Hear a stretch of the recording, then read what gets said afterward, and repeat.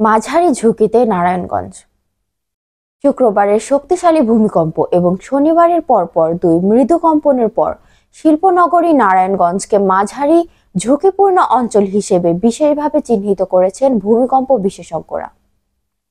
ঢাকা কেন্দ্রিক কম্পনের ধারাবাহিকতা, নরম পলিযুক্ত ভূমি, অপরিকল্পিত নগরায়ন, ঘনবসতি এবং বহুতল ভবন নির্মাণের প্রবণতা সব মিলিয়ে নারায়ণগঞ্জে ভূমিকম্প পরবর্তী বিপদ বাড়ছে বলে মনে করেছেন তারা। 7.5 ঘন্টার ব্যবধানে দুইবার ভূমিকম্পনের জেলার বিভিন্ন এলাকায় আতঙ্ক সৃষ্টি হয়। পুরনো ভবনগুলোর দেয়ালে নতুন ফাটলেরও তথ্য পাওয়া গেছে। শনিবার সকাল 10:36 একটি মৃদু কম্পন এবং সন্ধ্যা 6:04 আরেকটি দফা কম্পন অনুভূত হয়, যাদের মাত্রা ছিল যথাক্রমে 3.3 এবং 3.7। আবহাওয়া অধিদপ্তরের মতে এগুলো শুক্রবার সকাল 10:38 নরসিংদীর মাধবদীকে কেন্দ্র করে ঘটে যাওয়া 5.7 মাত্রার শক্তিশালী ভূমিকম্পের পরবর্তী আফটারশক। মূল কম্পনের তীব্রতায় নরসিংদী, গাজীপুর ও ঢাকার পাশাপাশি নারায়ণগঞ্জেও ক্ষয়ক্ষতির ঘটনা ঘটেছে।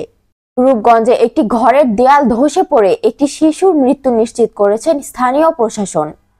শিশুটির মা গুরুতর আহত অবস্থায় হাসপাতালে চিকিৎসাধীন। জেলার বিভিন্ন হাসপাতালে অন্তত 24 জন আহত হওয়ার তথ্য পাওয়া গেছে। আতঙ্কে দৌড়াদৌড়ি, সিঁড়ি দিয়ে দ্রুত নামতে গিয়ে পড়ে যাওয়া অথবা প্যানিক অ্যাটাক, এসব কারণে বেশি মানুষ আহত হয়েছেন বলে জানিয়েছেন স্বাস্থ্য বিভাগ। বিশেষজ্ঞরা বলেছেন, ভূমিকম্পের ঝুঁকি বিচার করলে বাংলাদেশকে 3টি অঞ্চলে বিভক্ত করা যায়। জোন 1 এলাকা যেমন সিলেট, টাঙ্গাইল, গাজীপুর, ময়মনসিংহ ও নরসিংদীর বেশিরভাগ অঞ্চল উচ্চ ঝুঁকিতে, তেমনি জোন 2 হিসেবে চিহ্নিত ঢাকার সঙ্গে নারায়ণগঞ্জ মাঝারি ঝুঁকির এলাকায় রয়েছে।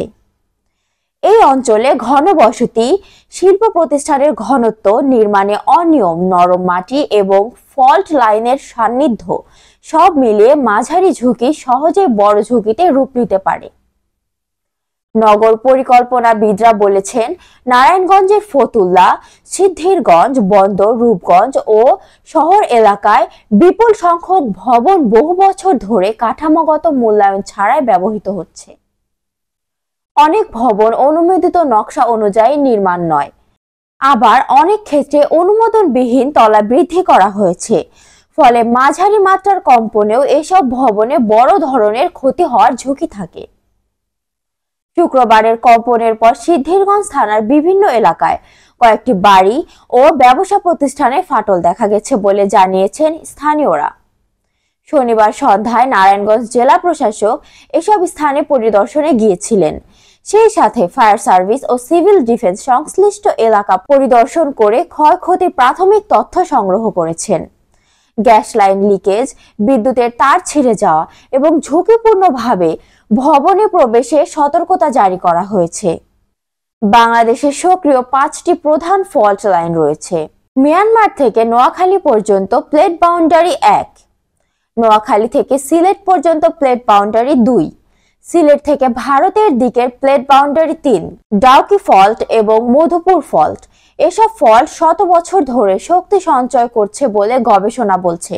বিশেষজ্ঞদের মতে এসব ফল্টের যে কোনো একটি বড় মাত্রা সরে গেলে ঘনবসতিপূর্ণ ঢাকা, নারায়ণগঞ্জ, শিল্পাঞ্চল সবচেয়ে বেশি ক্ষতিগ্রস্ত হবে বলে মনে করেছেন। ঐতিহাসিক ভূমিকম্পের রেকর্ড বিশ্লেষণ করলেও সতর্কতার প্রয়োজনীয়তা স্পষ্ট হয়।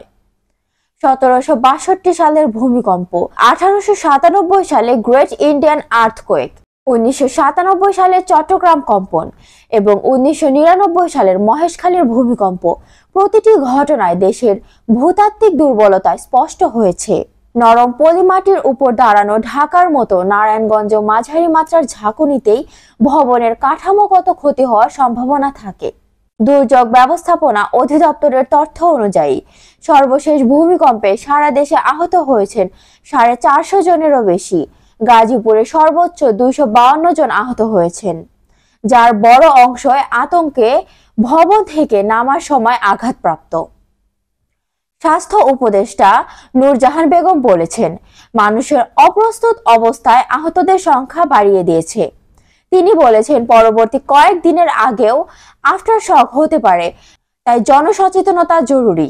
বিশেষজ্ঞদের পরামর্শ, মাঝারি ঝুঁকিতে থাকা নারায়ণগঞ্জের তাৎক্ষণিকভাবে ভবনের কাঠামোগত মূল্যায়ন, প্রশিক্ষিত স্বেচ্ছাসেবক দল গঠন, জরুরি বহির্গমন পথ নিশ্চিতকরণ এবং নিয়মিত ভূমিকম্প মহড়া আয়োজন করা প্রয়োজন।